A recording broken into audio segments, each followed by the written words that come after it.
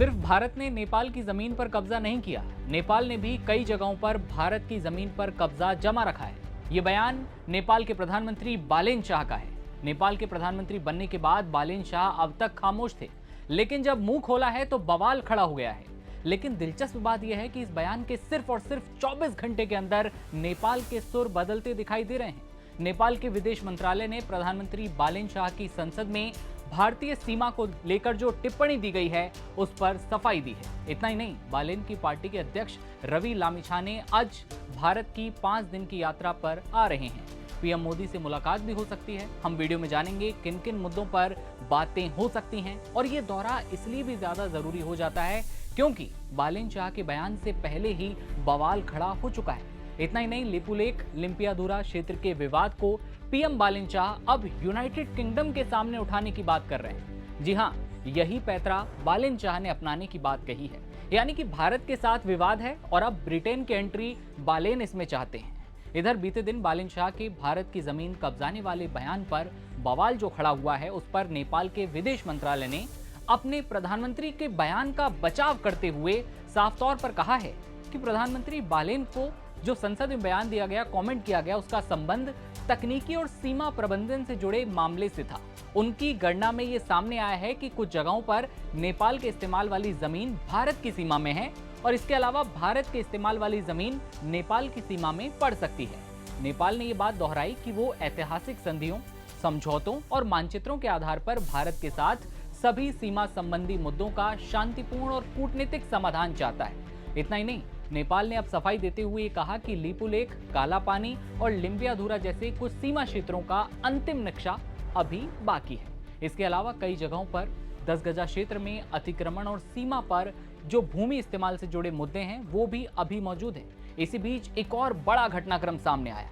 बालेन शाह की पार्टी के अध्यक्ष रवि लामिछाने 5 दिन के भारत दौरे पर आने को हैं। राजनीतिक जानकारों का मानना है कि इस यात्रा के दौरान दोनों देशों के रिश्तों, सीमा विवाद और क्षेत्रीय सहयोग जैसे मुद्दों पर चर्चा हो सकती है। हालांकि आधिकारिक एजेंडा अभी सार्वजनिक नहीं किया गया। इधर नेपाली प्रधानमंत्री के बयान के बाद नेपाल में भी विवाद खड़ा हो चुका है। नेपाली कांग्रेस और नेपाली कम्युनिस्ट पार्टी के नेताओं ने बालेन शाह से सबूत मांग लिए हैं और यहां तक कह दिया है कि उनके बयान को संसद की कार्रवाई से हटा दिया जाए, ये मांग कर दी है।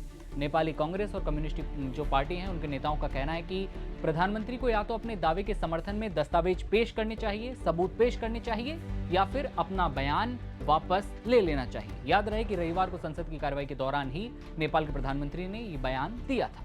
बता दें कि नेपाल और भारत के बीच हालिया तनाव तब बढ़ा जब 29 अप्रैल को भारत और चीन ने लिपुलेख के रास्ते कैलाश मानसरोवर यात्रा फिर से शुरू करने का ऐलान किया। इस पर नेपाल सरकार ने कड़ा ऐतराज जताया। नेपाल सरकार ने कहा कि भारत का लिपुलेख के रास्ते कैलाश मानसरोवर यात्रा प्रस्तावित करना गलत है क्योंकि ये उसका क्षेत्र है। अब थोड़ा सा इतिहास में चलिए और विवाद को आप समझिए। लिपुलेख भारत के उत्तराखंड और चीन के तिब्बत क्षेत्र के बीच एक हिमालयी दर्रा है।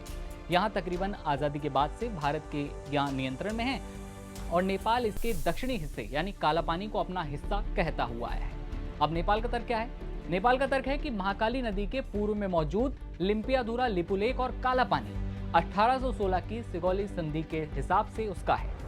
इन दावों को भारत ने पूरी तरह मजबूती से खारिज भी किया है। भारत सरकार ने नेपाल के ऐतराज पर कड़ा रुख दिखाते हुए साफ कहा कि लिपुलेख दर्रा कैलाश मानसरोवर यात्रा का पुराना मार्ग है जो साल 1954 से चल रहा है।